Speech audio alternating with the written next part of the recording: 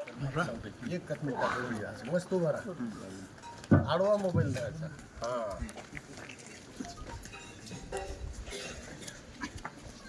मोदी सरकार शेतकऱ्याला 2,000 रुपये दिले, 6,000 रुपये दिले, अशी जे सध्याला घोषणा करत आहे.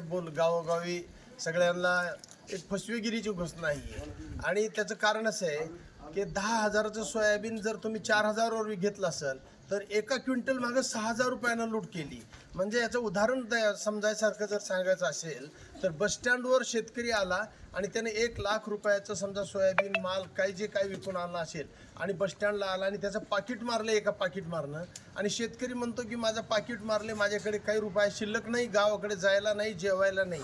तेवढ्यामध्ये एक सज्जन ग्रस्त येते आणि म्हणते की हे धरा 500 रुपये आणि माघारी सुद्धा देऊ नका. मग हे माणूस घरी येऊन सांगते बायकोला की काय सज्जन माणूस भेटला, माझं पाकिट मारलं होतं, एक जण समोर आलं आणि मला 500 रुपये दिलं आणि माघारी सुद्धा देऊ नका म्हणलं, त्याला आपल्या घरी जेवायला बोलवलं पाहिजे म्हणलं.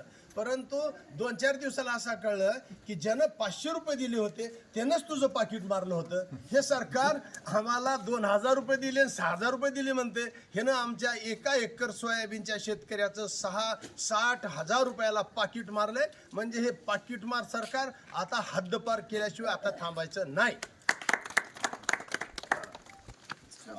व्हायरल करा सगळे.